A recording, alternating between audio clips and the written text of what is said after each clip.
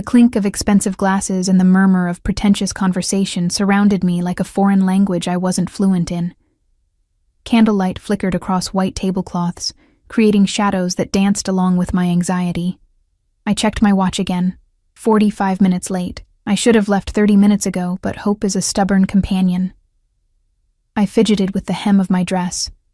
The nicest one I owned, purchased from a clearance rack last summer. The waiter approached for the 4th time, his polite smile now strained with pity. "Another glass of water, miss?" he asked, eyeing the untouched bread basket. "Yes, please," I whispered, my cheeks burning with humiliation. I'd been nursing the same complimentary bread for nearly an hour, watching as couples around me ordered appetizers, entrees, and desserts. I reached for my purse and peeked inside, knowing exactly what I'd find: 5 crumpled dollar bills. All I had to last until payday. I had agreed to meet at this upscale restaurant, only because Eric had suggested it, promising to treat me. "I'm looking forward to impressing you," he'd written in his last message. I should have known better. My roommate's enthusiasm about setting me up with her boyfriend's friend had blinded me to reality. The universe had a way of reminding me of my place. The entrance door opened, and I glanced up with pathetic hopefulness. But it wasn't Eric. Instead, a hush fell over the restaurant as a man entered, flanked by 2 others in dark suits. Even from across the room, I could feel a shift in the atmosphere. Like the air pressure dropping before a storm, the maitre d' hurried over, nodding deferentially, gesturing toward a private alcove. As they passed near my table, I caught a whiff of expensive cologne. Something earthy and masculine that made me think of leather-bound books and aged whiskey. I kept my eyes down, but I could feel a gaze lingering on me. The man who had commanded everyone's attention was impeccably dressed in a charcoal suit that probably cost more than 6 months of my rent. His dark hair was neatly styled, and though I only caught a glimpse of his face, I noticed how his jaw clenched slightly when his eyes met mine for a fraction of a second. I looked away immediately, but not before I saw something flash across his expression, curiosity perhaps, or something darker that made my pulse quicken. My phone buzzed. A text from Eric. "Sorry, not going to make it." Something came up. No apology, no offer to reschedule. Just a dismissal as casual as tossing away a used napkin. My throat tightened as I stared at the screen until the words blurred. The waiter returned, placing another glass of water before me. "Are you ready to order?" he asked, his tone gentle but expectant. Other tables needed this space. Paying customers. My voice caught. "I think I'm going to leave. My date isn't coming." The admission felt like swallowing glass. Something changed in the waiter's expression. Sympathy mixed with embarrassment on my behalf. "Of course, miss. No problem at all." I reached for my purse, preparing to skulk out of this place that was never meant for someone like me, when a voice interrupted. "Excuse me." The waiter turned, and I looked up to see one of the suited men from the private alcove. Up close, he was intimidating, broad-shouldered with a scar running through his right eyebrow. "Mr. Russo would like to extend an invitation to join him," he said, his voice low and measured. I blinked, certain I had misheard. "I'm sorry?" The man gestured toward the alcove where the dark-haired man sat, now watching our exchange openly. "Mr. Russo noticed you've been waiting alone. He'd like to offer you dinner." My cheeks flamed anew. "That's very kind, but I couldn't possibly—" "He insists," the man cut in, not unkindly but with a finality that suggested this wasn't a request one refused. I hesitated, clutching my purse with its pathetic $5. Pride warred with hunger and curiosity.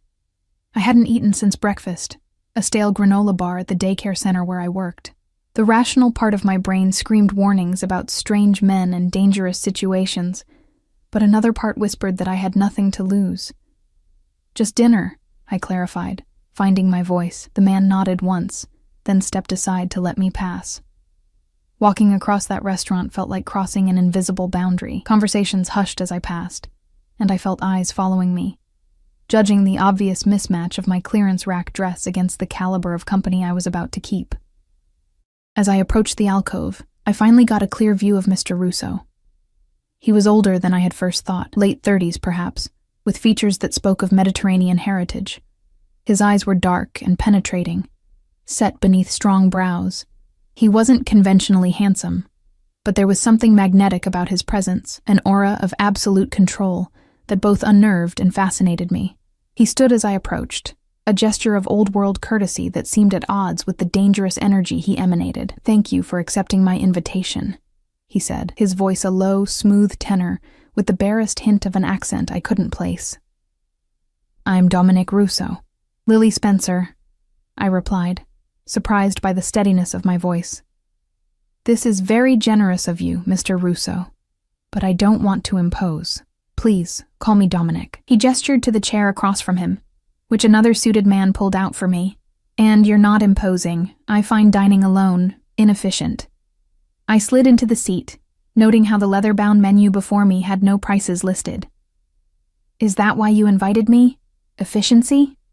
A smile played at the corners of his mouth, a smile that didn't quite reach his eyes. Let's say I recognized someone who deserved better than they were getting tonight.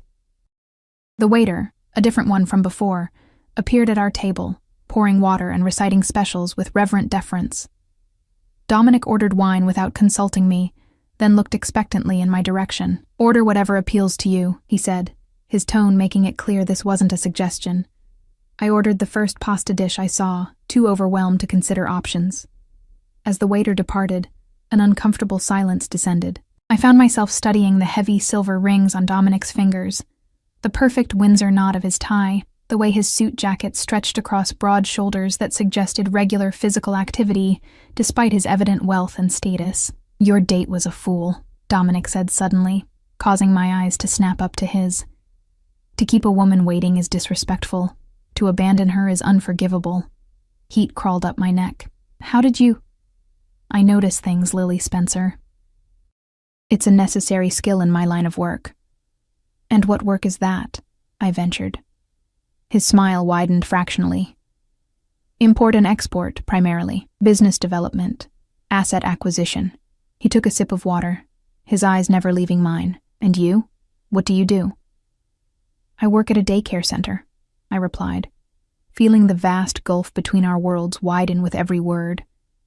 "I'm also taking night classes in early childhood education." "Children," he said, nodding slowly. "They're honest, unfiltered. There's value in that." The wine arrived, a deep red that caught the candlelight like liquid rubies. The waiter poured a taste for Dominic, who approved it with a slight nod before my glass was filled.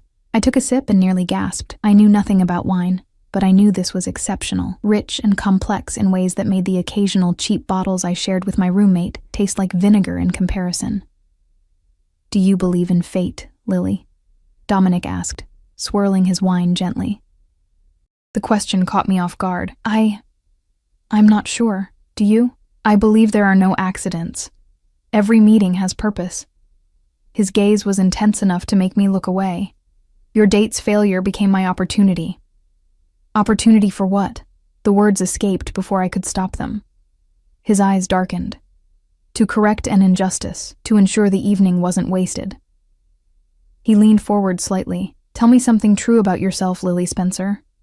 Something you wouldn't tell most people on a first meeting." I should have been frightened by his intensity, by the commanding presence that seemed to shrink the room. Instead, I found myself answering with unexpected honesty.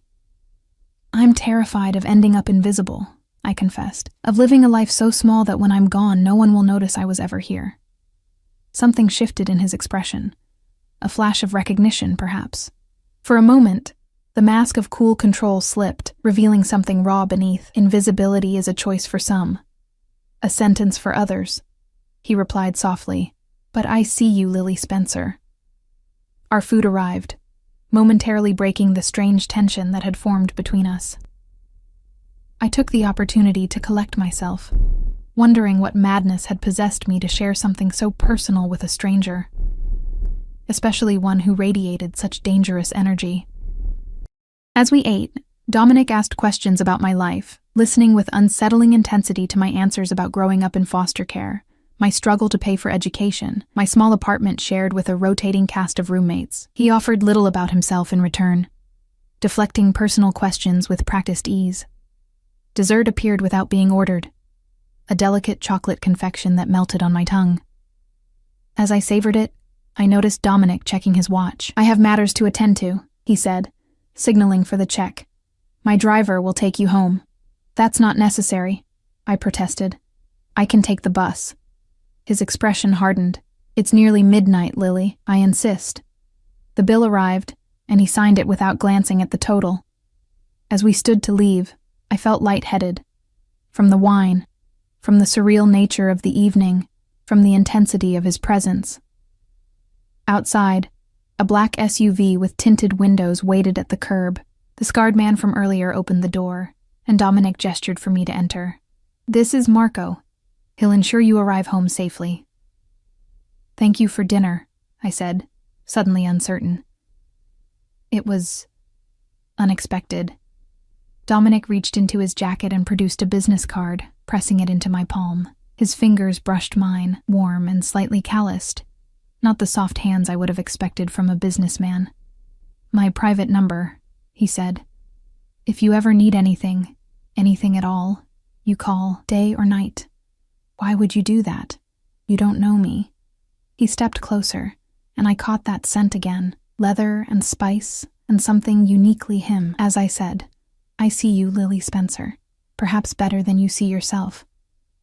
Before I could respond, he brushed his lips against my cheek, a gesture both formal and startlingly intimate.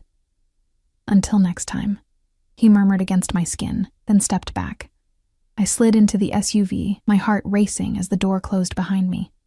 Marco got into the driver's seat, asking for my address in a clipped tone. As we pulled away from the curb, I looked back to see Dominic watching, his expression unreadable in the shadows. Only when I arrived home, thanking Marco awkwardly as he insisted on walking me to my door, did I realize my fatal mistake. In the whirlwind of the evening, I had forgotten to tell Dominic I had a 6-year-old son waiting at my neighbor's apartment. A son whose father had abandoned us both, whose existence I guarded fiercely from the judgment of others. A detail that would surely have changed everything about our encounter. I collected Jamie from Mrs. Patel's apartment, thanking her profusely for keeping him past her usual babysitting hours. My son's sleepy weight against my shoulder was both comfort and burden as I carried him back to our tiny one-bedroom apartment. "Did you have fun with your prince?" Mrs. Patel asked, her eyes twinkling with well-meaning curiosity. "He wasn't exactly Prince Charming," I whispered, conscious of Jamie's slow, rhythmic breathing against my neck. Her smile faltered. "Men these days, no consideration. You deserve better, Beta." If she only knew how the night had actually unfolded. I couldn't bring myself to mention Dominic Russo. The encounter felt too strange, too private to share, like a dream that would dissipate in the telling. Inside our apartment, I tucked Jamie into his bed in the alcove we'd partitioned off from the living room with a colorful curtain, our makeshift second bedroom. I brushed his dark curls from his forehead, marveling as always at how much he looked like his father, despite Michael having been out of the picture since before Jamie was born. "Good night, my little knight," I whispered, our nightly ritual. "Good night, Mommy Queen," he murmured back, already drifting into sleep. In the bathroom, I stared at my reflection as I removed my makeup. The woman looking back seemed different somehow, her eyes holding a new wariness, or perhaps awareness. I reached into my purse and pulled out Dominic's business card. Heavy cream cardstock, embossed with only his name and a phone number. No company, no title, no address. Just like the man himself, it revealed nothing while commanding attention. I tucked the card into my nightstand drawer, behind a stack of unpaid bills, as if hiding evidence of a crime. Sleep eluded me that night. Every time I closed my eyes, I saw Dominic's intense gaze, felt the ghost of his lips against my cheek. What kind of man commands that kind of respect, or fear, from everyone around him?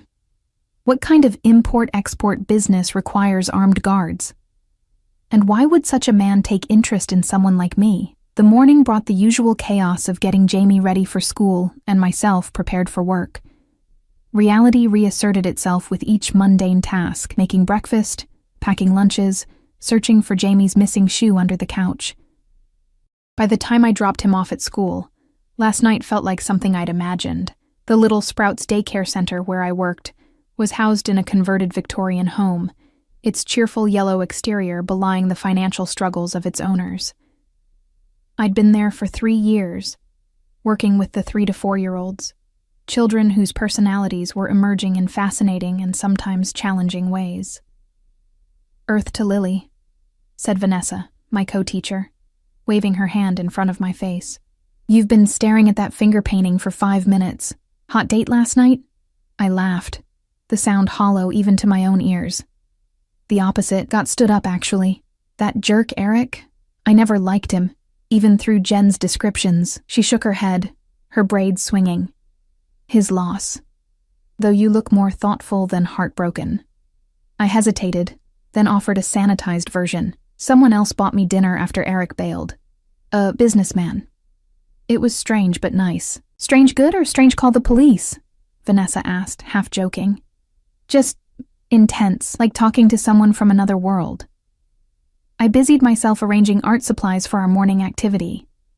"Ooh, mysterious." She wiggled her eyebrows. "Rich?" "Definitely," I admitted. "But that's not Miss Lily." "Miss Lily."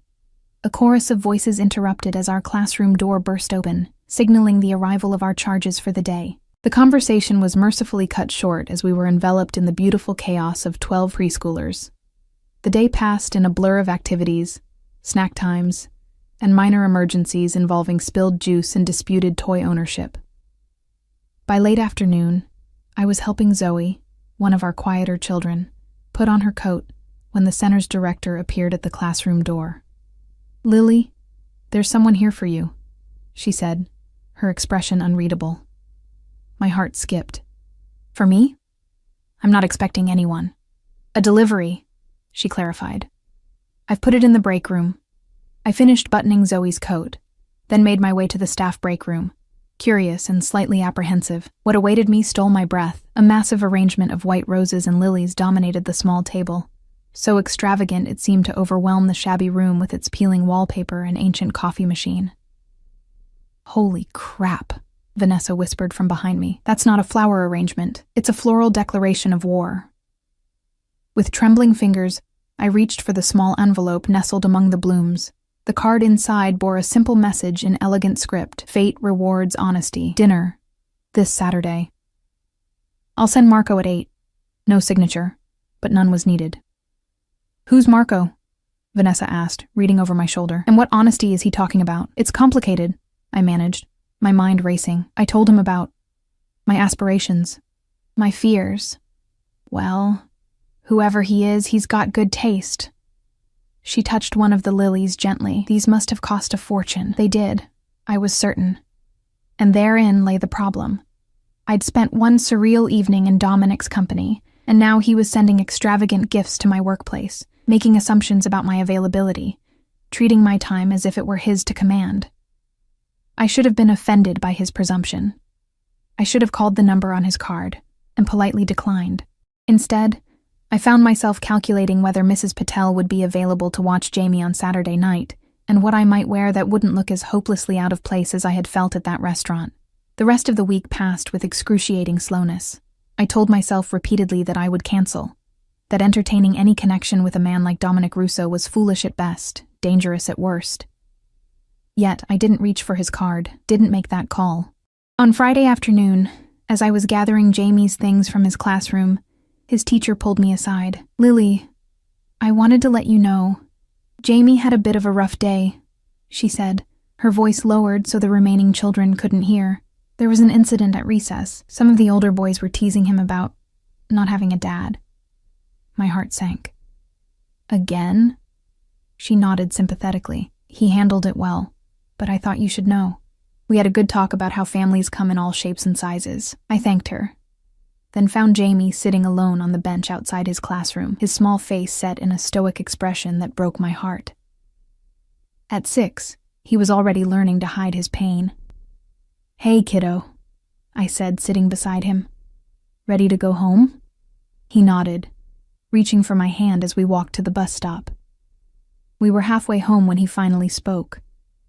"Mom, why don't I have a dad like the other kids?" The question, though expected, still felt like a punch to the stomach. I'd answered it before, tailoring my response as he grew older, but it never got easier. You do have a dad, Jamie. He just isn't part of our lives. But why? Didn't he want me? I swallowed hard. It's complicated, sweetie. Your dad wasn't ready to be a father. That doesn't mean there's anything wrong with you. It means he made a choice, and it was his loss. I squeezed his hand. But you have me, and I love you enough for 2 parents. Tyler said only losers don't have dads, Jamie whispered, staring at his sneakers. Anger flashed through me, at Tyler, at Michael, at a world that made my son feel lesser. Tyler is wrong, I said firmly. And do you know what? You're the bravest, smartest, most amazing kid I know. That makes you the opposite of a loser.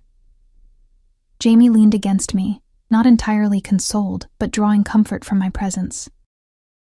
I wished, not for the first time, that I could give him more, a stable home without financial worries, a complete family, protection from the casual cruelty of other children. That night, after Jamie was asleep, I retrieved Dominic's card from my nightstand. I ran my fingers over the embossed letters, thinking of his intensity, his command of a room, the way even the restaurant staff had deferred to him with a mixture of respect and fear. A man like that would never understand the complexities of my life, the responsibilities that defined me. Yet something about him, perhaps the way he'd noticed me when I felt invisible, or the unexpected depth in his eyes when I'd confessed my fears, made me reach for my phone. I composed a message, deleted it, rewrote it 3 times before finally pressing send. Thank you for the flowers. They're beautiful. About Saturday. I need to explain something first. His response came almost immediately. I'm listening. I took a deep breath and typed, I have a 6-year-old son. I'm a package deal. I should have mentioned it that night. The minutes ticked by with no response. I stared at the screen until my vision blurred, cursing myself for having sent the message at all. Of course, this would change everything. Men like Dominic Russo didn't date single mothers from the wrong side of town.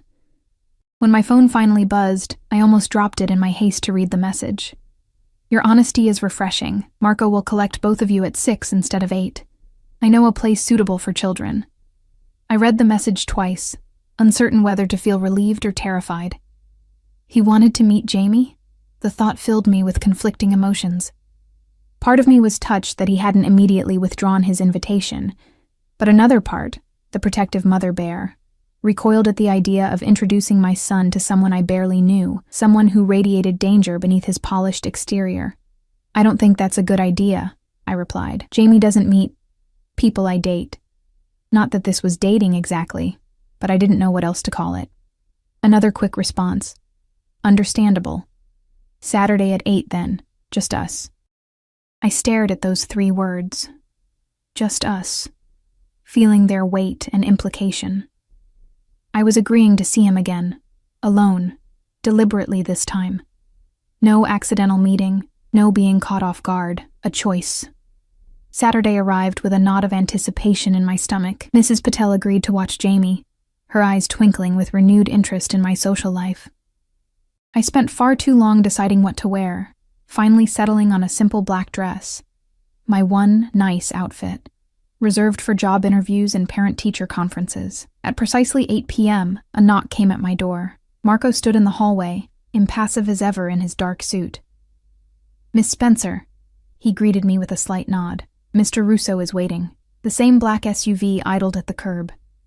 This time, however, Dominic wasn't waiting for me inside.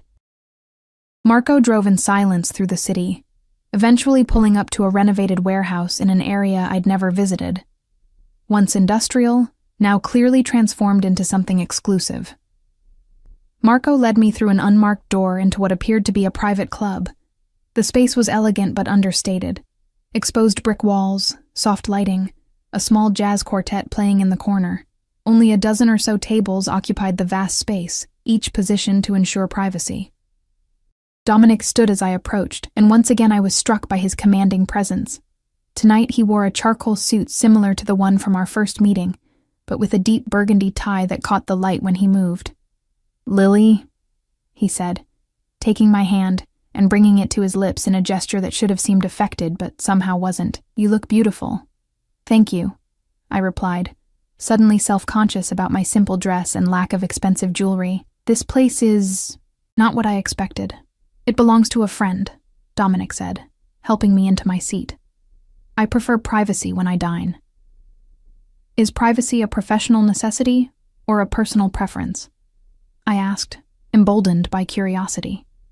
A smile played at the corners of his mouth. Both. In my position, the two are often inseparable. He poured wine from a decanter already waiting on the table. You shared something important with me yesterday. Your son. Tell me about him. The request caught me off guard. Men I'd dated in the past had viewed Jamie as an inconvenience, a complication to be tolerated rather than a person to be known. Jamie is everything, I said simply. He's 6, brilliant, sensitive, too observant for his own good sometimes. He loves dinosaurs and space and asks questions I don't always know how to answer, like why his father isn't present. Dominic stated rather than asked. I tensed. How did you... Assumption based on your message. You referred to yourself as a package deal. That suggests sole responsibility. He held up a hand. I'm not prying, Lily, just observing. Yes, well, your observation is correct, I admitted. Jamie's father chose not to be involved. Ancient history now. Dominic's expression darkened briefly. Some men don't deserve the children they father, or the women who bear them. There was something in his tone, a personal edge that made me wonder about his own history. Before I could pursue it, servers appeared with our first course, plated with artistic precision. You didn't ask what I wanted to eat, I noted as they retreated. I took the liberty of ordering for us both. If there's anything not to your taste, alternatives can be arranged immediately. I should have been annoyed at the presumption, but found myself more amused than offended. Do you always take control of situations this way? Yes, he answered without hesitation or apology. It's who I am, Lily. I know what I want, and I arrange for it to happen.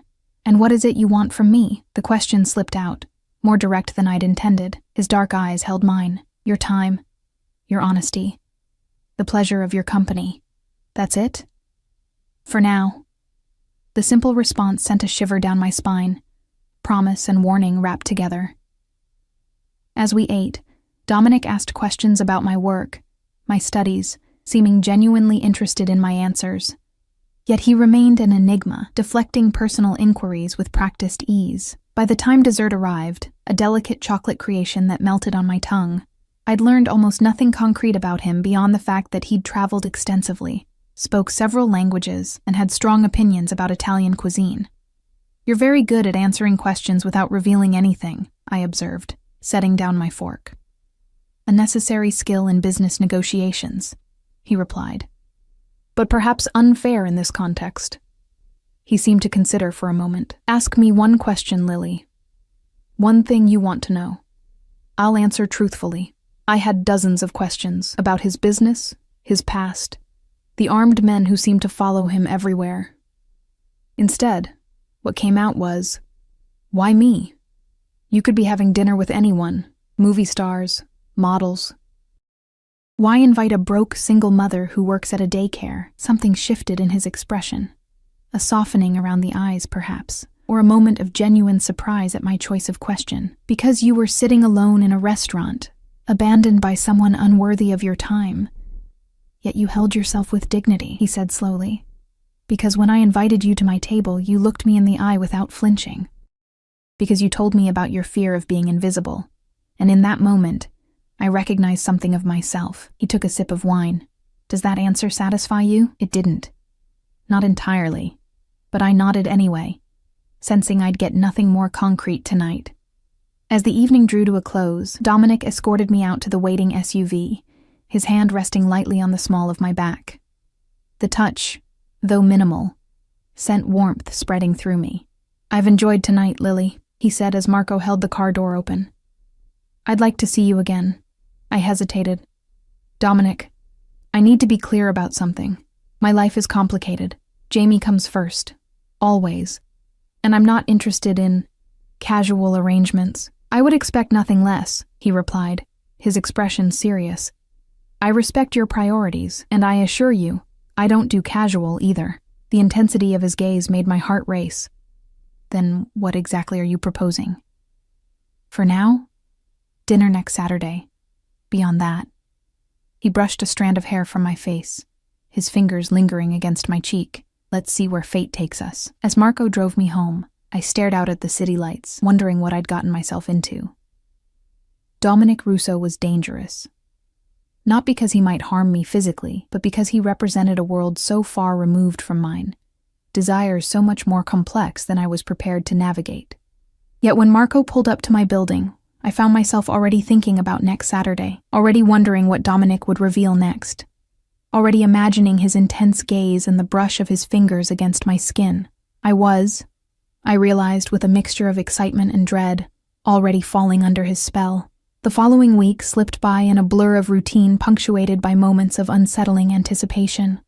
I found myself checking my phone more often, starting at unexpected knocks on doors and scanning crowds with an inexplicable hyper-awareness. Dominic didn't contact me. No calls, no texts, no extravagant flower deliveries. Yet his presence lingered like a shadow at the edges of my life. "You're distracted," Mrs. Patel observed on Thursday evening when I picked up Jamie. "Is it work? Or this new man Jamiekins mentioned?" I shot a look at my son, who was gathering his backpack, oblivious to my discomfort. "Jamie, what did you tell Mrs. Patel?" He shrugged. "Just that you're going on another date with a prince on Saturday." Mrs. Patel's eyes twinkled. "He has quite the imagination. Says this prince has a castle and guards with guns." My blood ran cold. "Jamie, honey, what are you talking about? I never said anything like that." Jamie looked up, his expression innocently confused. "I saw the man watching our building, Mom. The one who drove you home. He had a gun under his jacket, like in the movies." Horror washed through me. "When did you see this man?" "Yesterday when we were coming home from school. He was in the black car. I waved, but he didn't wave back." Mrs. Patel's amusement faded, replaced by concern. "Lily, what's going on? Should I be worried?" No, I assured her quickly, mind racing. "I'm sure it's nothing. Jamie has a very active imagination." I ushered him toward the door. "We should go. Thanks again for watching him." Once inside our apartment, I knelt before Jamie, trying to keep my voice calm. "Tell me exactly what you saw, sweetie. This is important." Jamie described a black SUV parked across from our building, with a man inside who looked like a bodyguard from a superhero movie. When pressed, he admitted he hadn't actually seen a gun, but the man looked like he would have one. Relief mingled with anger as I processed his words. Was Dominic having me watched? The thought sent a chill through me, despite the warm spring evening. After Jamie was asleep, I retrieved Dominic's card and dialed the number, pulse racing with indignation. He answered on the second ring. "Lily." His voice was low, pleased, as if he'd been expecting my call. "Is everything all right?" "No, it's not," I hissed, keeping my voice down to avoid waking Jamie. "Are you having me followed?" A pause. "Not exactly." "What does that mean?" "Not exactly. Either you are or you aren't. I arranged for security to monitor your building," he said, his tone matter-of-fact. "For your protection." "My protection?" I repeated incredulously. "From what? And who gave you the right to—" "The world can be dangerous, Lily." He cut in, his voice hardening slightly. "Especially for a woman alone with a child." "I've been managing just fine for years without your security," I snapped. "My son saw your man watching our building. He was frightened." Another pause, longer this time. "That wasn't my intention. I apologize for alarming Jamie." The sincerity in his voice caught me off guard. I'd expected defensiveness or dismissal. "Just stop it, okay? No more surveillance. If you want to know something about me, ask. If you want to see me, call. But no more watching from a distance. It's creepy and invasive." "Very well," Dominic replied after a moment. "The security detail will be withdrawn immediately. You have my word." "Thank you," I said, slightly mollified but still unsettled. "May I ask you something, Lily?" "What?" "Are you still planning to join me for dinner on Saturday?" I hesitated. The rational part of my brain screamed that I should end this now, whatever this was, before it became more complicated. A man who thought nothing of having me watched without my knowledge or consent, was not someone I should be involved with, yet I heard myself say, yes. But things need to be different going forward. No assumptions, no arrangements made without my knowledge. Understood, he said, and I could almost hear the smile in his voice. I look forward to seeing you. Good night, Lily. I hung up, staring at the phone in my hand. What was I doing? Why couldn't I simply walk away from this man who represented everything dangerous and unpredictable? The answer came unbidden, because for the first time in years, I felt something beyond the numbing routine of survival. Dominic Rousseau made me feel seen in a world where I'd grown accustomed to invisibility. Saturday evening arrived with a knot of anticipation in my stomach. I'd spent the day with Jamie at the park, trying to be fully present while my mind continually drifted to the night ahead. As I dressed for dinner, selecting the same black dress from our previous date, my limited wardrobe offering few alternatives, Jamie watched from my bedroom doorway. "You look pretty, Mom," he said, clutching his favorite stuffed dinosaur, like a princess. I smiled, kneeling to his level. "Thank you, sweetie. Now remember, Mrs. Patel will put you to bed, but I'll be home to kiss you goodnight, okay?" "Is your friend nice?" Jamie asked unexpectedly. "The one you're having dinner with?" I paused, unsure how to answer. "He's interesting," I said finally. "And yes, he's been nice to me." Jamie nodded solemnly. "Good. You deserve nice friends." He wrapped his small arms around my neck. "Tyler's mom says you need a husband." I stiffened. "Does she now?" "She told Mrs. Wilson that single moms are always looking for husbands." Jamie continued innocently. "Are you looking for a husband, Mom?" "No, sweetie," I said firmly. "I'm not looking for anything. We're perfect just as we are, you and me." A knock at the door signaled Marco's arrival. I gave Jamie one last hug before delivering him to Mrs. Patel's apartment, then descended to the street where the now familiar black SUV waited. This time, however, Dominic himself stood beside the vehicle. A striking figure against the shabby backdrop of my neighborhood. He wore a navy suit that made his olive skin glow in the early evening light, and when he saw me, his expression softened in a way that made my heart skip. "Lily," he said, taking my hand and brushing his lips across my knuckles. "You look beautiful." "You didn't need to come up," I said, acutely aware of curious neighbors watching from windows. "I wanted to," he replied simply, opening the car door. As I slid in, I noticed Marco was not alone. Another suited man sat in the passenger seat, his broad shoulders and military straight posture marking him as another security detail. "I thought we agreed on no more surveillance," I said, as Dominic settled beside me. "This isn't surveillance, it's protection," he corrected gently. "For both of us. A necessary precaution in my position."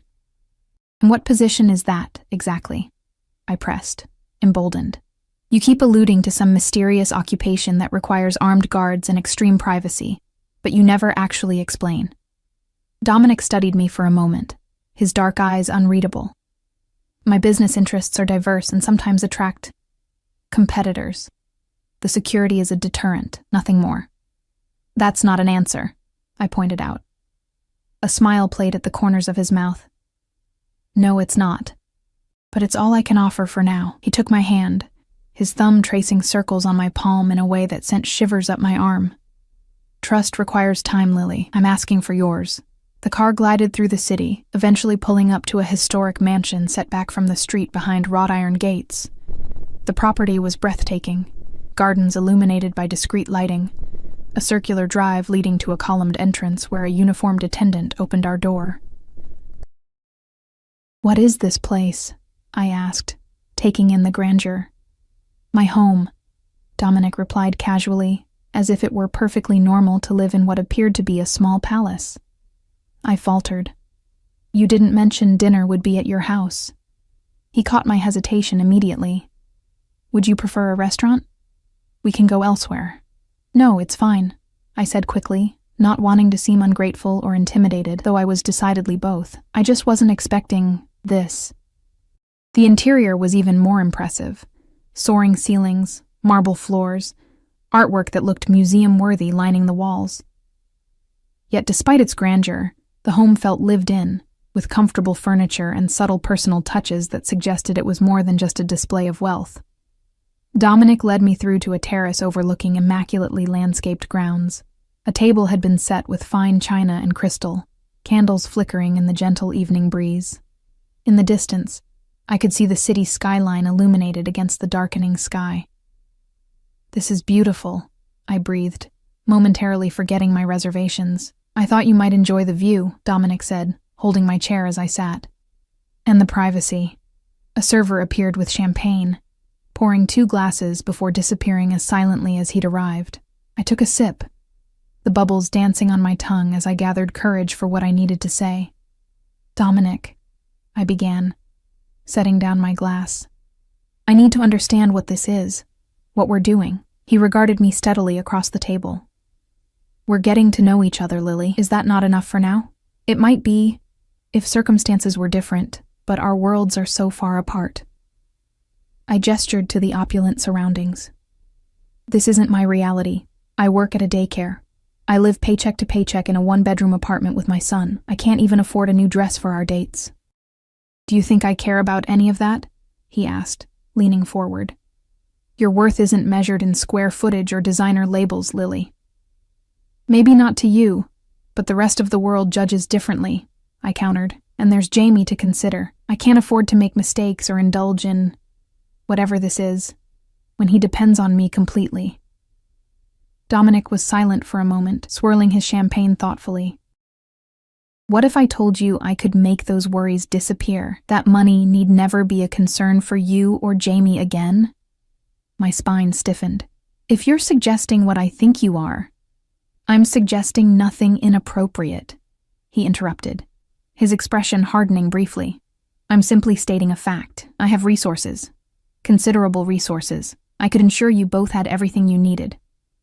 "Why would you do that?" I challenged. "You barely know me." "Because I recognize something in you, Lily. Something rare." His voice dropped to almost a whisper. "Do you know how unusual it is to find someone genuine in my world? Someone who sees beyond the wealth and power to the person beneath?" "You think I see you?" I asked, genuinely curious. "I don't even know who you really are."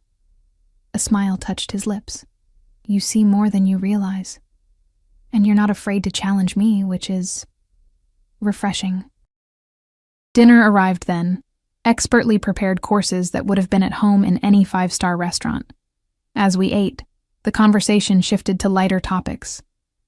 Dominic asked about Jamie's interests, my studies, my childhood dreams. In turn, he shared small glimpses of himself. His love of classical music, his collection of rare books, memories of summers spent in Sicily with his grandmother. With each revelation, the enigma that was Dominic Russo became simultaneously more human and more compelling.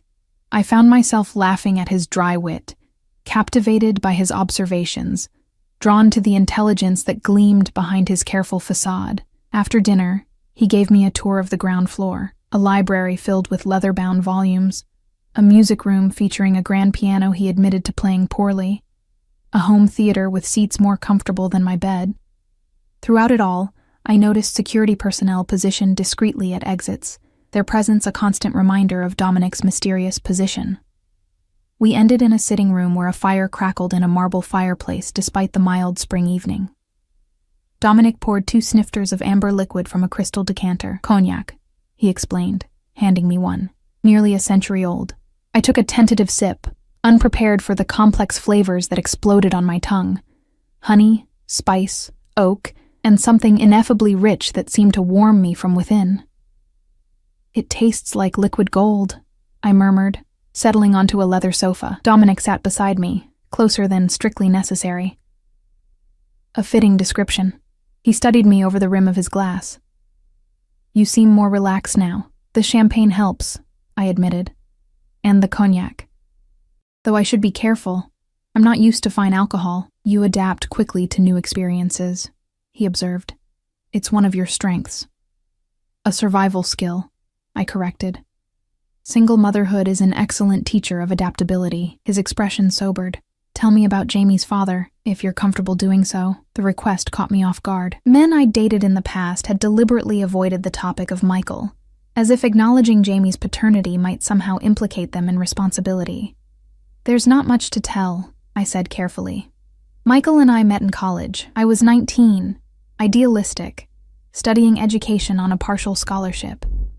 He was 23, charming, from a wealthy family.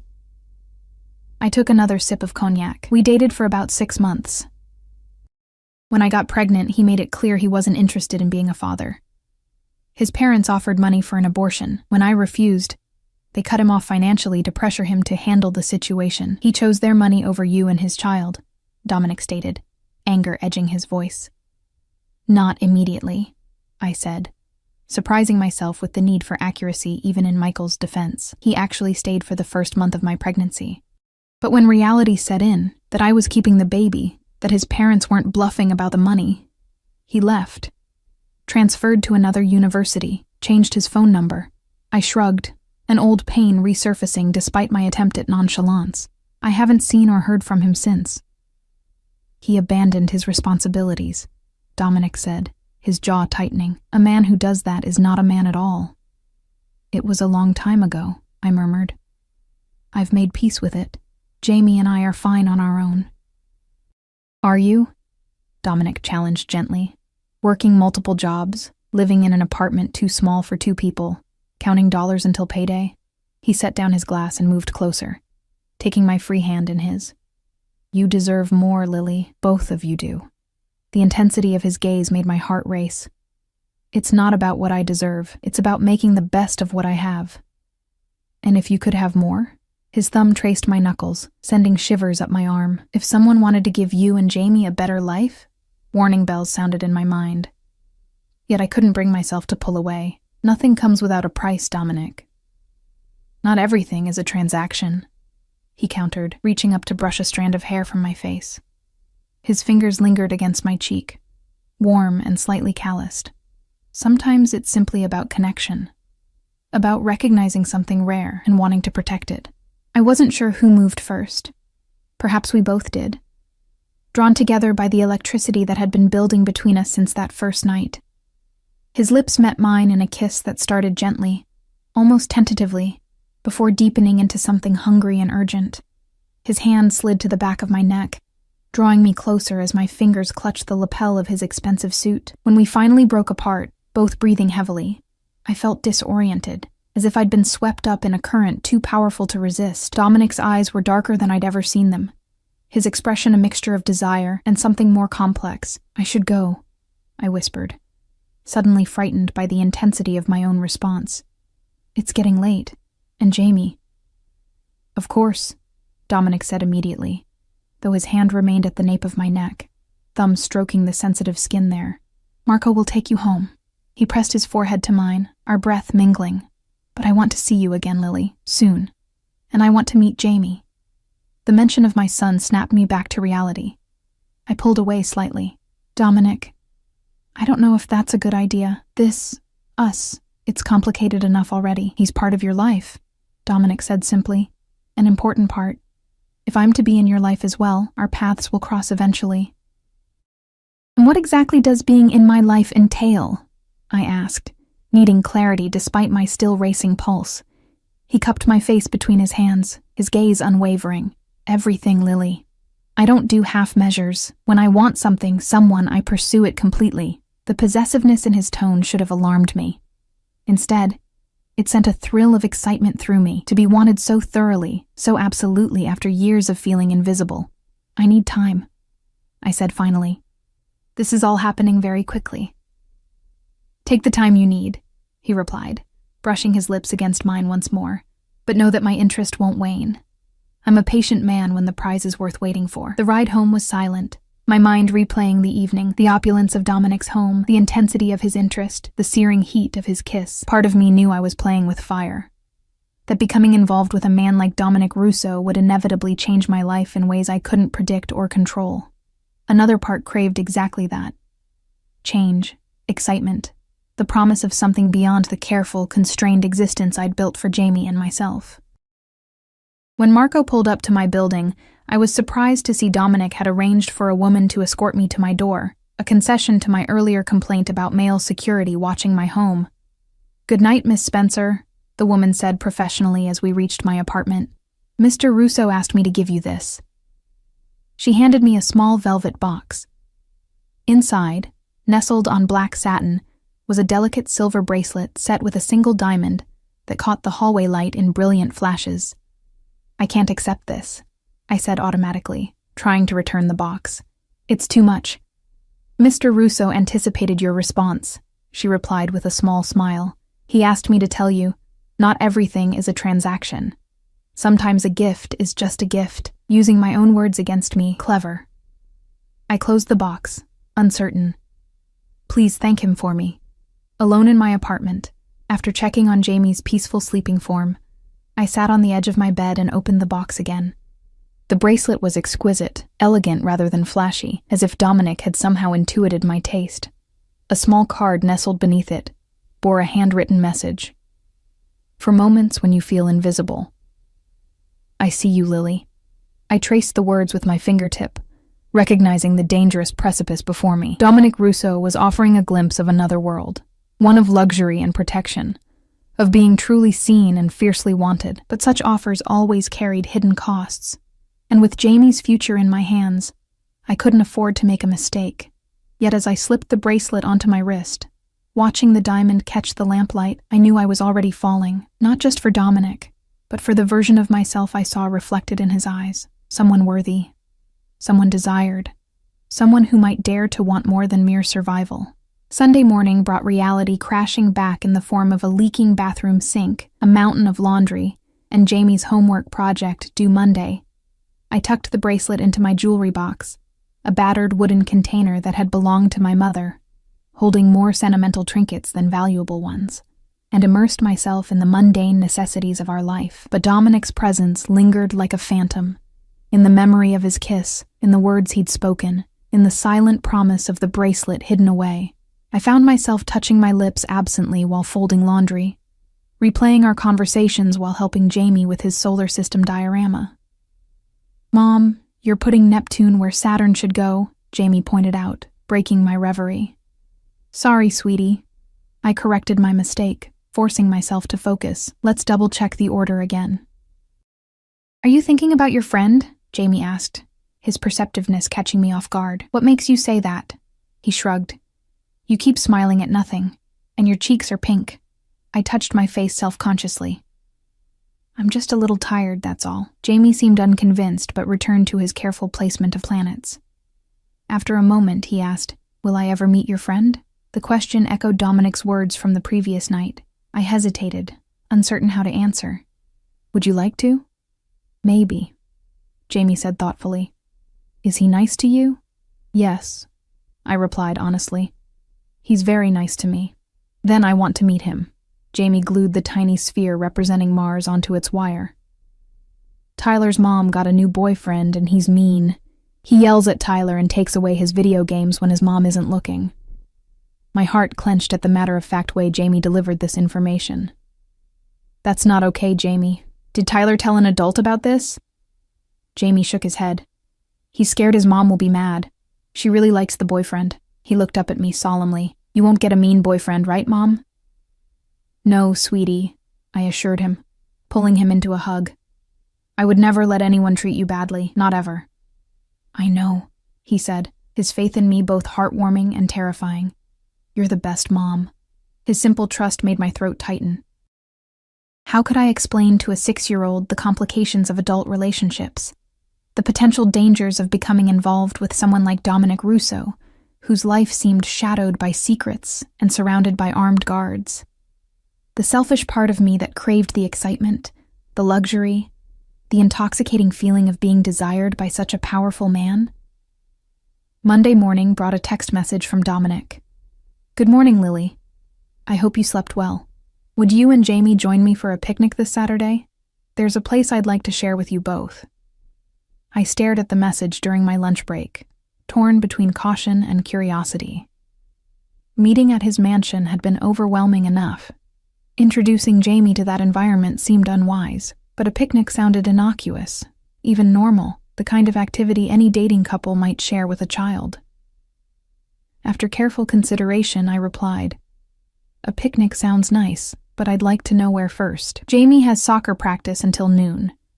His response came quickly. "There's a private nature preserve about an hour from the city. Beautiful hiking trails, a lake. We could meet at 1. Marco will collect you." "A private nature preserve?" "Of course. I shouldn't have expected a public park. Jamie loves the outdoors," I wrote back. "We'll be ready at 1. Throughout the week, Dominic texted occasionally.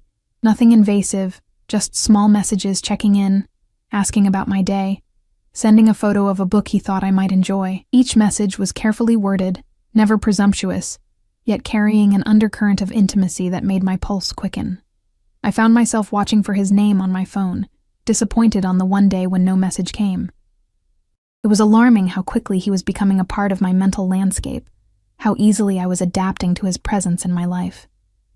By Friday, Jamie was buzzing with excitement about meeting Mom's special friend, as he called Dominic.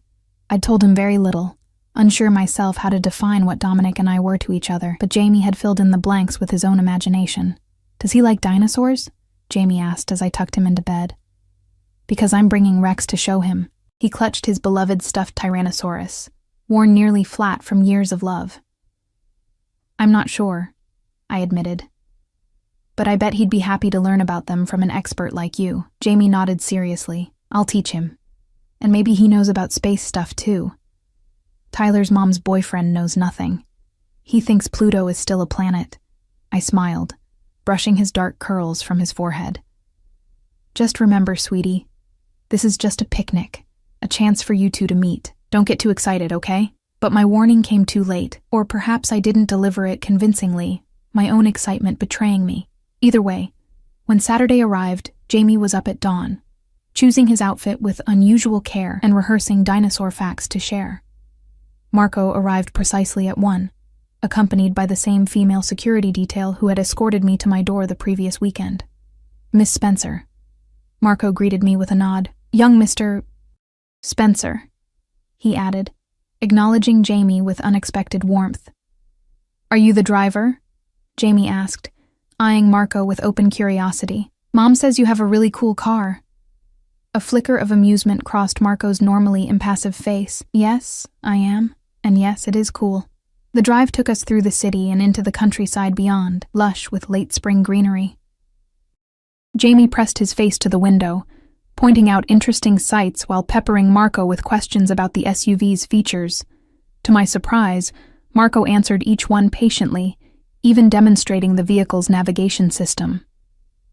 Eventually, we turned onto a private road marked only by a discreet sign reading, "Oak Hill Preserve, private property." The road wound through mature forest before opening onto a stunning vista, rolling meadows dotted with wildflowers, a crystalline lake in the distance, and mountains rising beyond. Dominic waited beside a vintage Land Rover, casually dressed in dark jeans and a light sweater that somehow looked as expensive as his suits. The absence of security personnel, at least visible ones, surprised me. "It's beautiful here," I said, as Marco helped us from the car. Dominic's eyes never left my face. "I thought you both might enjoy it." He crouched to Jamie's level, extending his hand. "You must be Jamie. I'm Dominic. I've heard excellent things about you." Jamie shook his hand with the solemn importance of a child determined to make a good impression. "Are you Mom's boyfriend?" I flushed, but Dominic answered smoothly, "I'm a friend who very much enjoys your mother's company, and I hope to be your friend too if you'll allow it." Jamie considered this, clutching Rex to his chest. "Do you like dinosaurs?" "I find them fascinating," Dominic replied seriously, "though I must admit, my knowledge is limited. Perhaps you could teach me?" Jamie's face lit up. "I know everything about them. This is Rex," he said, thrusting the stuffed animal forward. "He's a Tyrannosaurus Rex, the king of dinosaurs. His bite force was stronger than anything ever." "Impressive," Dominic said, examining Rex with appropriate gravity. "It's an honor to meet you both." He gestured toward a path leading into a meadow. "I've prepared a spot by the lake, if you'd like to follow me." He'd prepared a spot, indeed. What awaited us wasn't the simple blanket and basket I'd envisioned, but an elaborate setup that looked like something from a luxury magazine. A large canopy providing shade, plush cushions arranged on elegant outdoor furniture, and a gourmet spread laid out on a low table. Jamie's eyes widened. "It's like camping but fancy." Dominic laughed, a genuine sound I hadn't heard from him before. "An accurate assessment. I've brought a few things I thought you might enjoy." Those few things included a professional-grade telescope, a kite designed to look like a dragon, and a remote-controlled boat for the lake. Jamie circled the displays in awe while I stood speechless, caught between appreciation for the effort and discomfort at its extravagance. "You didn't need to do all this," I said quietly to Dominic. "I wanted to." He replied simply, "Is it too much?" The genuine uncertainty in his question surprised me. "It's overwhelming. We're used to peanut butter sandwiches and juice boxes when we picnic. I can arrange that for next time if you prefer," he said, completely serious. I laughed despite myself. "No, this is lovely, just unexpected." The afternoon unfolded with surprising ease. Jamie took to Dominic immediately, especially after discovering he owned a first edition of a rare dinosaur encyclopedia. For research purposes, Dominic claimed, though I suspected it was a recent acquisition specifically for this meeting. While Jamie flew the kite in the meadow, running with abandon beneath the clear blue sky, Dominic and I sat beneath the canopy, watching him. "He's extraordinary," Dominic observed. "Intelligent, curious, resilient, like his mother." "He's everything to me," I replied, my gaze following my son's gleeful sprinting. "Everything I do, every decision I make, is with him in mind." "As it should be," Dominic said, his hand finding mine on the cushion between us. "A child should be protected, valued, guided." Something darkened in his expression. Not all fathers understand this sacred obligation. The personal edge in his tone made me wonder again about his own history. "Did yours?" I asked quietly.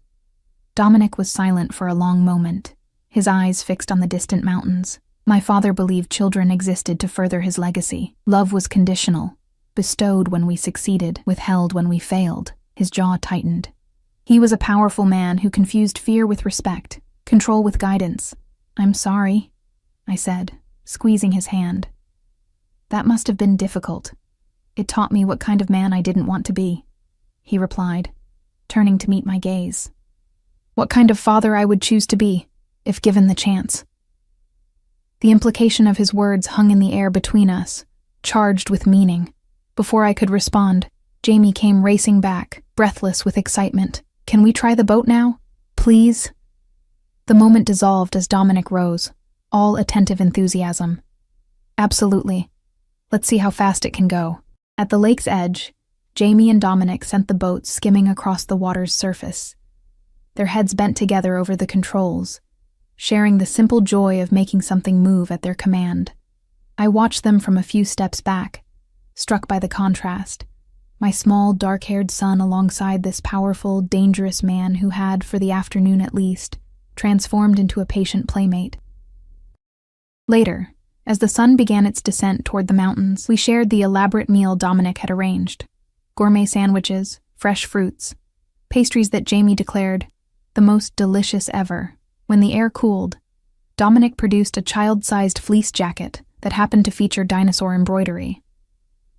"You thought of everything," I remarked, as Jamie proudly zipped up his new jacket. "I try to," Dominic replied.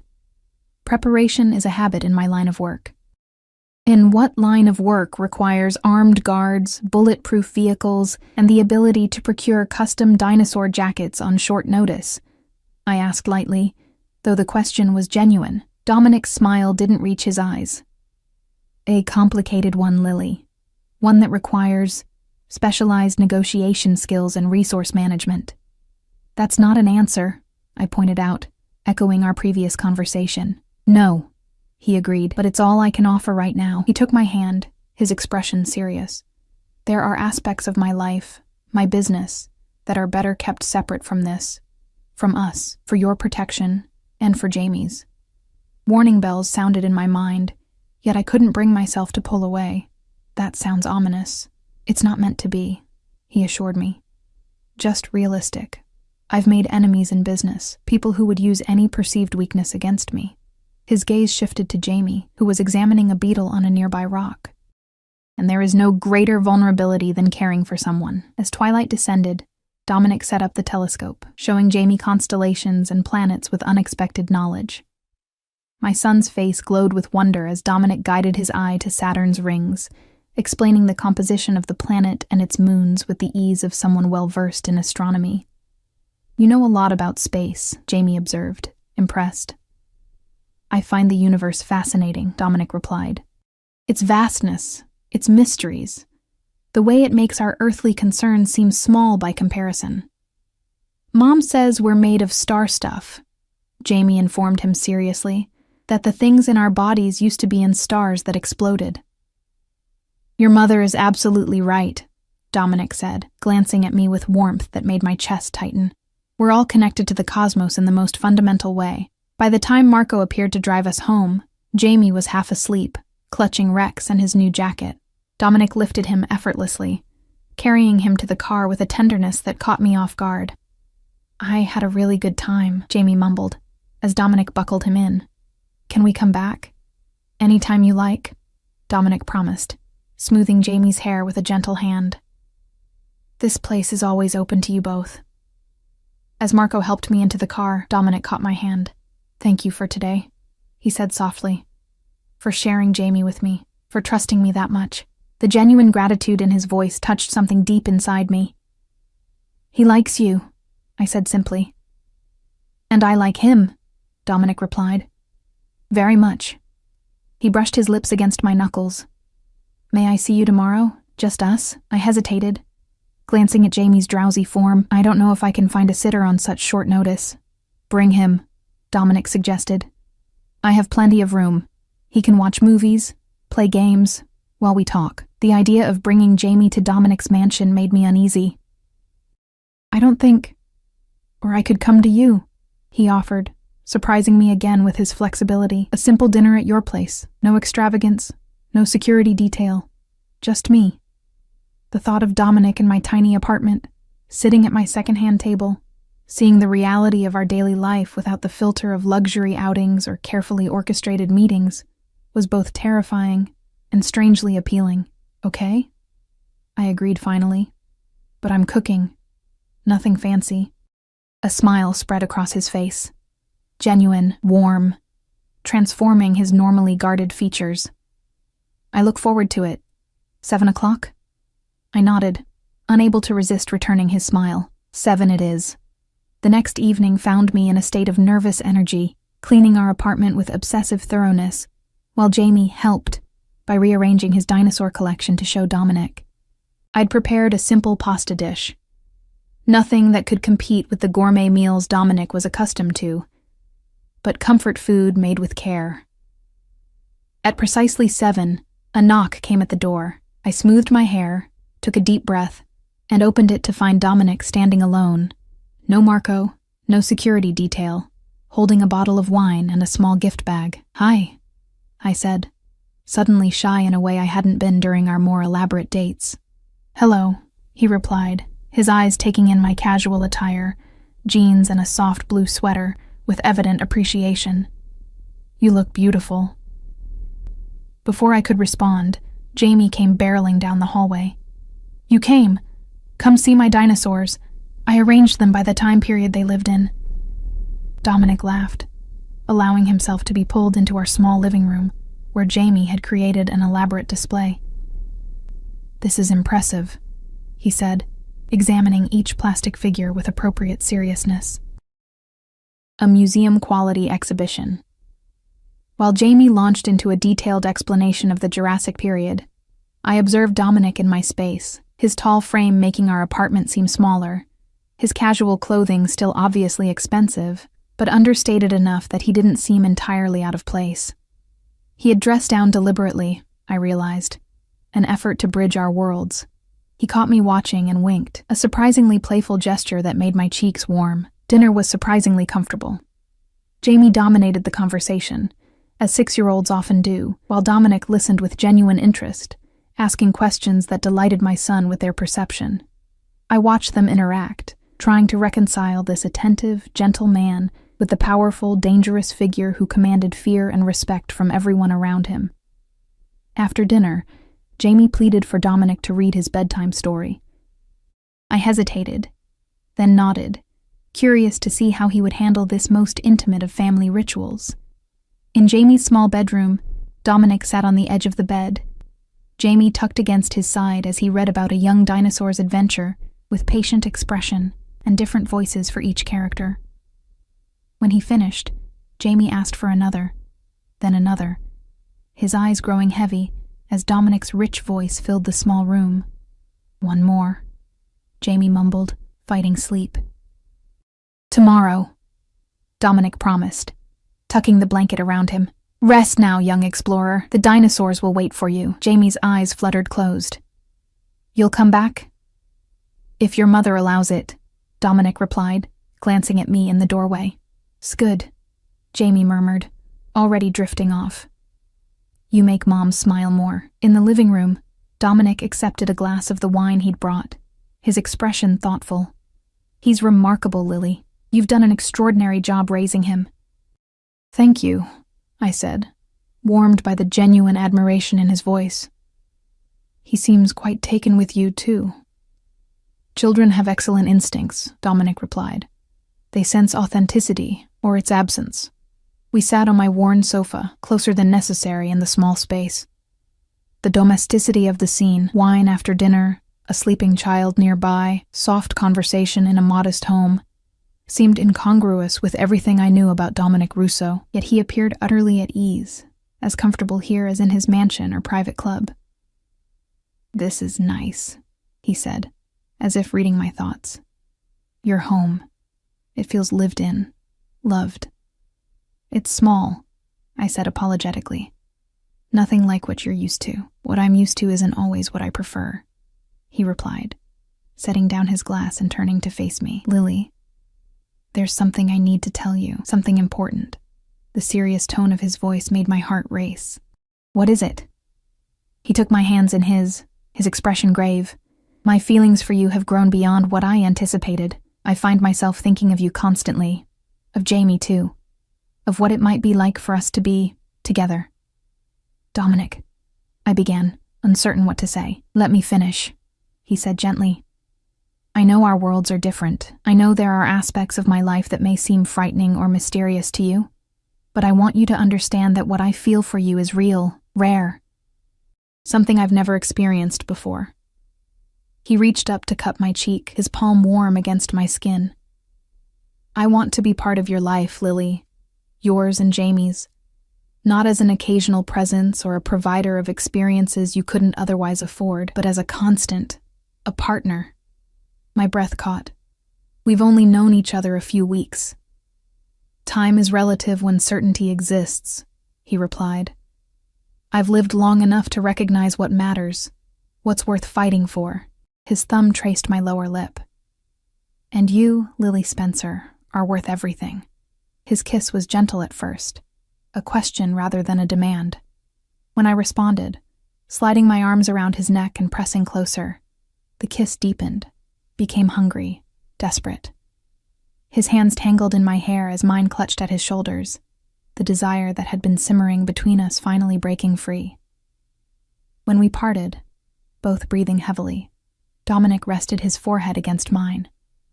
Come home with me, he whispered. Bring Jamie. Stay the weekend. Let me show you what life could be like for us. The invitation hung in the air between us. Tempting, frightening, full of promise and peril. I don't know, Dominic. It's all happening so fast. Say yes, he urged, his voice low and persuasive. One weekend. If it's not what you want, if either of you are uncomfortable, Marco will bring you home immediately. No questions, no pressure. I thought of Jamie's delight in Dominic's company, of the genuine care he seemed to show for my son. I thought of the security, the comfort, the possibilities that Dominic's world offered. And I thought of the warning signs, the armed guards, the evasive answers about his business, the intensity that bordered on possessiveness. Yet when I looked into his eyes, what I saw wasn't threat, but vulnerability. A man offering his heart, perhaps for the first time, and bracing for rejection. Yes, I heard myself say, the word escaping before I could reconsider. We'll come. His smile was radiant, transforming his normally guarded features. You won't regret it, Lily. I promise you that. He kissed me again, sealing the promise with a tenderness that made my heart ache. I'll make you both so happy. As he held me close on my threadbare sofa, in my small apartment that suddenly seemed like a temporary way station rather than a home, I wondered if I'd just made the wisest decision of my life, or the most dangerous mistake. Either way, I knew with absolute certainty that after this weekend, nothing would ever be the same again. The morning sun streamed through windows larger than my entire apartment bathroom as I woke in Dominic's guest suite. For a moment, I lay still, disoriented by the luxurious surroundings, the silken sheets, the plush mattress, the tasteful artwork adorning walls that seemed impossibly far apart. A gentle knock at the door broke my reverie. Mom, are you awake? Jamie's excited voice carried through the heavy wood. Come in, sweetie, I called, sitting up against a mountain of pillows. Jamie bounded in, already dressed in new clothes that had mysteriously appeared in his guest room closet. Perfectly sized jeans and a t-shirt featuring detailed dinosaur anatomy. His hair was damp from a shower, his eyes bright with excitement. This place is amazing, he exclaimed, jumping onto the bed beside me. My bathroom has buttons that make the water different colors, and there's a TV that comes out of the ceiling. I smiled at his enthusiasm while noting with mixed feelings how quickly he was adapting to these luxuries. Did you sleep well? So good. The bed is like sleeping on a cloud. He lowered his voice conspiratorially. Dominic's making breakfast. He said to tell you to take your time, but also that there are clothes for you too. He pointed to the walk-in closet. He said they're just options, not obligations. That sounded like Dominic, thoughtful, yet careful not to presume too much. We had arrived late Friday evening, Jamie half asleep as Dominic gave us a brief tour of the essential areas of the mansion, before showing us to our rooms, adjacent suites connected by a shared sitting room. The gesture wasn't lost on me, providing proximity to my son while respecting boundaries. I'll be down soon, I promised Jamie. Don't eat all the pancakes. After he dashed out, I investigated the closet to find a selection of casual clothing in my exact size. Jeans, sweaters, even comfortable shoes. Nothing ostentatious or overly expensive looking, just quality basics that wouldn't make me feel out of place. Again, the thoughtfulness of the gesture touched me. Dressed in jeans and a soft green sweater that made my eyes look more hazel than their usual brown, I made my way downstairs, guided by the smell of coffee and the sound of laughter from the kitchen. The scene that greeted me was surreally domestic. Dominic at the stove flipping pancakes while Jamie sat on a stool at the island, arranging fruit into patterns on plates.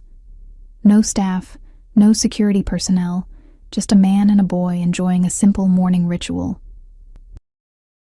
Good morning, Dominic said, his eyes warming as they took me in. Coffee? Please, I replied, accepting the mug he offered, the perfect strength and color, as if he'd memorized my preference from our previous meetings. Jamie's been telling me about his science project, Dominic continued, sliding a perfect pancake onto a growing stack. A volcano, I believe. It erupts real lava, Jamie announced proudly. Well, not real lava. Baking soda and vinegar and food coloring. But it looks real. Sounds impressive, I said, sipping my coffee. When did you two decide on this? This morning, Dominic explained. I mentioned that I studied geology in college, and Jamie asked if I knew about volcanoes. You never told me you studied geology, I noted, adding to the mental file of Dominic facts I was slowly accumulating. Among other things, he replied with a small smile, my father insisted on a diverse education. The breakfast that followed was delicious and surprisingly relaxed. Jamie chattered about school, dinosaurs, and his newfound interest in volcanoes, while Dominic listened with genuine engagement, asking questions that demonstrated not just politeness, but actual interest in my son's thoughts. What's the plan for today? I asked as we cleared the dishes, another oddly normal activity in this extraordinary setting. I thought we might build that volcano, Dominic suggested, glancing at Jamie's hopeful expression. I have a workshop in the East Wing with everything we need. And later, if you're interested, there's a pool." "A pool?" Jamie's eyes widened. "Inside?" "And heated," Dominic confirmed. "Though I'm afraid we'll need to find you suitable swimming attire." "That won't be necessary," I began, not wanting him to purchase yet more items for us, but Dominic raised a hand. "Actually, it's already taken care of," he said apologetically. "I hope I haven't overstepped, but when Jamie mentioned he liked swimming during our picnic, I thought it might be an activity he'd enjoy here." The volcano construction occupied most of the morning, the three of us working together in Dominic's surprisingly well-equipped workshop. I watched with a mixture of amusement and wonder as this powerful, dangerous man helped my son mix papier-mâché with the serious concentration he might give to a business negotiation. "You're good at this," I observed during a moment when Jamie was occupied with painting the volcano's base. "I enjoy working with my hands," Dominic replied. "There's satisfaction in creating something tangible." "Is that lacking in your usual work?" I ventured. His expression grew thoughtful. "My business deals primarily in concepts, influence, territory, agreements. The results are real, but often invisible to the casual observer." He glanced at Jamie, then back to me. "This is refreshingly straightforward. Mix, build, paint. Immediate results, immediate joy." The afternoon found us in the indoor pool, an oasis of blue water and natural light streaming through a glass ceiling. Jamie, delighted with his new swim trunks, dinosaur-patterned, of course, splashed and played while Dominic taught him to improve his stroke, the patient instruction of a natural teacher. I watched from the edge, feet dangling in the warm water, struck by how easily Dominic had slipped into our lives, how natural he seemed with Jamie, how attentive to his needs and interests. If I didn't know better, I could almost believe we were simply a family enjoying a weekend together, without the complications of our disparate backgrounds or the mysteries surrounding Dominic's business. That illusion was shattered when Marco appeared at the pool entrance, his expression grave. "Mr. Russo, a moment, please." Dominic's demeanor changed instantly, the relaxed smile replaced by something harder, more alert. "Of course." He turned to us with an apologetic look. "I need to address something. Please continue enjoying the pool.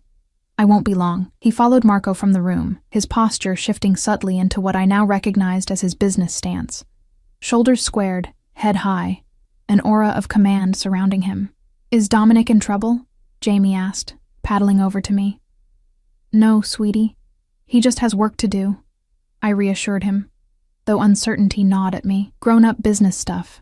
Marco looks scary sometimes," Jamie observed, "but he's nice." He showed me the security room with all the cameras. My pulse quickened.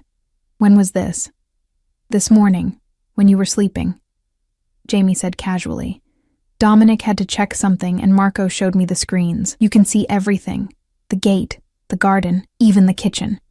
The thought of extensive surveillance throughout the property made me uneasy, though I reminded myself that for someone in Dominic's position, whatever that truly was, security would be a necessity. Dominic returned nearly an hour later, his expression composed, but a new tension evident in his jaw. "I apologize for the interruption," he said smoothly. "A business matter that couldn't wait. Is everything okay?" I asked quietly, when Jamie swam to the far end of the pool. "Nothing for you to worry about," he replied, his smile not quite reaching his eyes. "A minor dispute with a competitor. It's been addressed." I wanted to press further, to understand what kind of dispute required such immediate attention on a weekend. But Jamie's return with requests for underwater handstands cut the conversation short. Dinner that evening was served on the terrace. A simple but elegant meal prepared by a chef who appeared briefly then vanished again, leaving us in privacy. As darkness fell, Dominic showed Jamie how the telescope on the terrace could be adjusted to track specific stars, their heads close together as they peered at distant worlds. When Jamie finally succumbed to exhaustion, Dominic carried him to his room. The sight of my son's sleeping form cradled against his broad chest, creating a confusing blend of emotions within me. Tenderness, longing, and an undercurrent of fear at how quickly this man was becoming essential to us both. "He's asleep," Dominic announced when he returned to the terrace, where I sat wrapped in a cashmere throw against the evening chill, didn't even wake when I took his shoes off. He settled beside me on the outdoor sofa, closer than necessary, his warmth a temptation against the cool night air. "Are you comfortable, Lily? Is there anything you need?" "I'm perfect," I admitted, unable to deny the contentment that had settled over me despite my lingering questions. Today was wonderful. "For me as well," he said softly, his arm sliding around my shoulders. "Seeing you both here, in my home, it feels right, Lily, like pieces fitting together." I leaned into his embrace, my head finding the hollow of his shoulder. "Jamie adores you. The feeling is mutual," Dominic replied, his voice rumbling beneath my ear. "He's an extraordinary child, bright, curious, resilient. A credit to you." "Thank you," I murmured. "You're surprisingly good with him." "Surprisingly?" He chuckled. "Did you expect me to be awkward around children?" "I didn't know what to expect," I admitted. "Your world seems so adult, complicated. All the more reason to value simplicity when it appears," he said, his fingers tracing patterns on my arm. "Jamie sees the world clearly, without the cynicism that comes with age and experience. It's refreshing." We sat in comfortable silence for a moment, watching stars appear in the darkening sky. Then Dominic shifted, turning to face me more directly. "Lily, there's something I've been wanting to discuss with you," he began, his expression serious. "A proposition of sorts." My body tensed involuntarily. What kind of proposition? He must have felt my reaction, for his hand moved to cover mine reassuringly. "Nothing improper, I promise. It's about your situation, yours and Jamie's." "Our situation? Your apartment is too small for 2 people," he said gently. "The neighborhood isn't safe. Jamie's school is underfunded, offering none of the enrichment his bright mind deserves." Though his assessment was accurate, I bristled slightly at the implicit criticism of the life I'd built for us. "We manage." "You do more than manage," Dominic corrected. "You perform miracles with limited resources." "But what if you didn't have to struggle? What if Jamie could attend a school with advanced science programs, with a proper library and safe playgrounds? What if you could finish your education without working 2 jobs? My heart raced. "What are you suggesting exactly?" "I own several properties," he said carefully, "including a townhouse near the river, in a good school district. It's sitting empty. I'd like you and Jamie to live there." "Dominic, I can't." "Before you refuse," he interrupted, "understand that this isn't charity. It's an investment in Jamie's future, in yours. You could continue your studies full-time. Jamie could attend Westbrook Academy. I've already spoken with the headmaster." The presumption took my breath away. "You what? Without discussing it with me first?" He had the grace to look slightly abashed. "I merely inquired about availability. No commitments were made." His hand tightened around mine. "Lily, I'm not trying to control your life. I'm offering resources that I have in abundance." "It's too much," I insisted, pulling away slightly. "We barely know each other, and living in a house you own, what would that make me?" His expression darkened. "Is that what you think of me? That I would expect something in return?" "I don't know what to think," I admitted. "This weekend has been like a fairy tale. But real life isn't like this. People don't just give without expecting something back." "I'm not people," Dominic said, an edge entering his voice. "And what I want isn't what you're implying." "Then what do you want?" His eyes held mine, intense and unwavering. "A future, Lily. With you. With Jamie. I want to build something lasting. Something real." The sincerity in his voice made my throat tighten. "It's too soon for these kinds of decisions. Too fast." "Perhaps for most people," he acknowledged. "But my life has taught me to recognize value instantly, to act decisively when something matters." He cupped my face in his hands. "And you matter, Lily. You and Jamie. More than I can express." His kiss was gentle at first, a question rather than a demand.